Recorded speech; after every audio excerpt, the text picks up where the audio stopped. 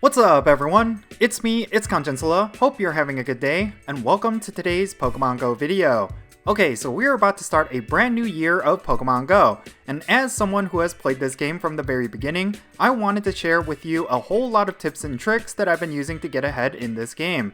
I'm going to be listing out the best tips, tricks, and strategies you need to use going into the new year. Right, so let's roll the intro and get right into it.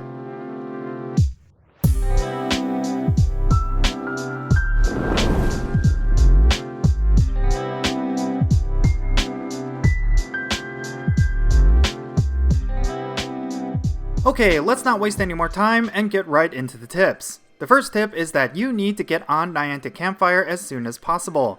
Currently, at the time that I'm recording this video, access to Niantic Campfire is through invite only, but chances are there are plenty of people around you that have access to Campfire and have an invite available.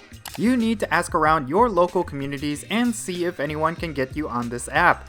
Niantic actually did a phenomenal job providing players with a lot of tools and chat features with Campfire. It is a phenomenal way to set up local raids, find out what's happening in your local communities, and to meet other trainers. This really is an essential app if you want to get ahead in Pokemon Go. Alright, for my next tip, let's talk about the basics. Probably the most important trick you need to be using is the quick catch method. This little trick vastly cuts down the amount of time it takes to catch Pokemon, thus allowing you to catch more Pokemon in a given amount of time.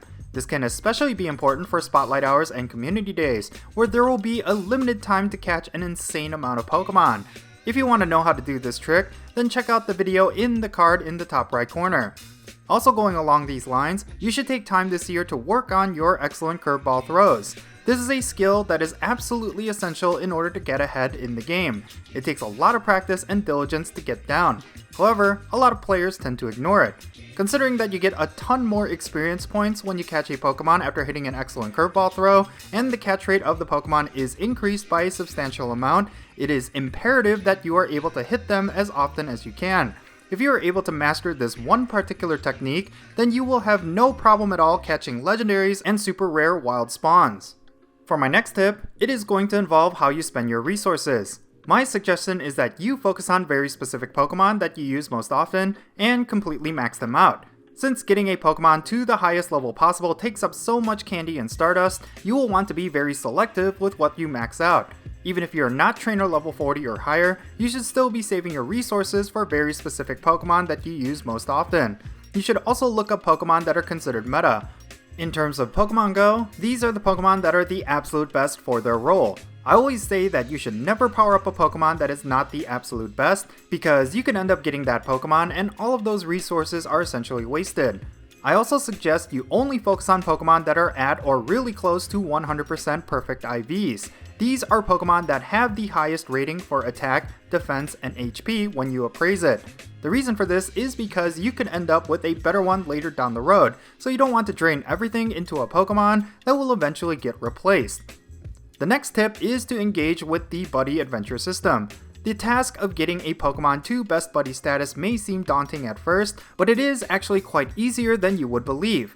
Since Poffins have been added as in-person raid rewards, you can very easily get a bunch of your best Pokemon to Best Buddies without having to do a tedious amount of AR tasks or spending any Pokecoins. Honestly, you should be leveling up your buddy levels as a routine, and there should always be at least some Pokemon you are working on. The reason for this is because there are certain perks and gameplay advantages to having a Best Buddy Pokemon.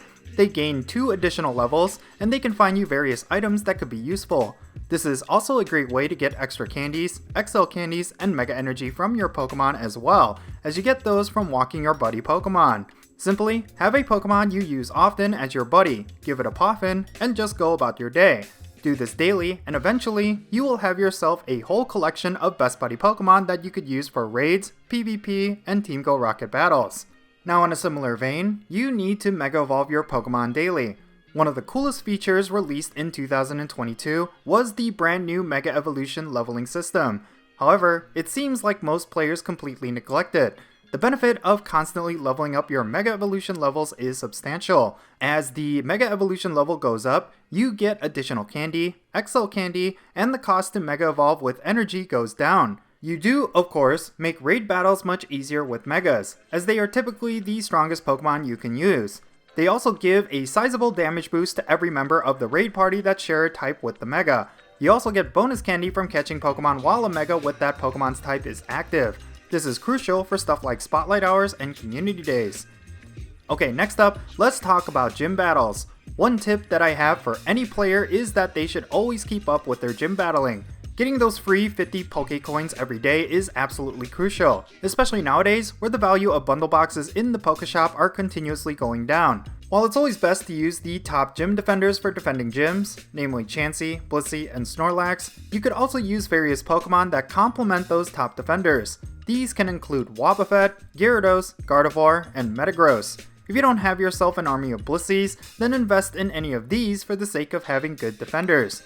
In terms of gym offense, we got some really good ones in 2022 that you should definitely use. These include Shadow Mewtwo, Hydreigon with Brutal Swing, and of course, Terrakion with Sacred Sword.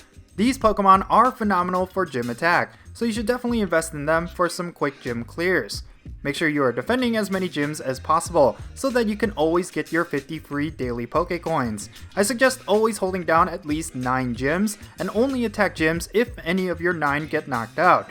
I would also do a daily route that has a good number of gyms on them. That way, if you need to hold a gym for your Pokecoins, you will always have 1 or 2 that you can always rely on. Another way to guarantee your free daily Pokecoins is to be vocal with your local communities. If you are part of a Discord group or Campfire chat room that serves your area, then see if there is a player that is willing to rotate control of a particular gym so that both of you are always getting your free Pokecoins. Alright, finally, the last tip that I want to go over is one that I don't know will apply to everyone, but I do think that if you are not active in PvP, you should get started in 2023. Even if you don't know anything about battling, it is actually quite easy to get into. In spite of all of its shortcomings, Pokemon GO's competitive battling system is actually pretty accessible. You don't have to have a big collection or a high trainer level in order to participate. Even if you don't reach the highest ranks, you can still get a ton of really good rewards as long as you are active. I think because there is just so much complexity and a really high skill ceiling with the Go Battle League, a lot of players tend to ignore it. However, they are missing out on a ton of Stardust and other really good rewards. Thus, even if you know you're going to be a beginner, I still encourage you to at least try it out. Who knows, you could be the next world champion and not know it. It certainly wouldn't hurt to find out.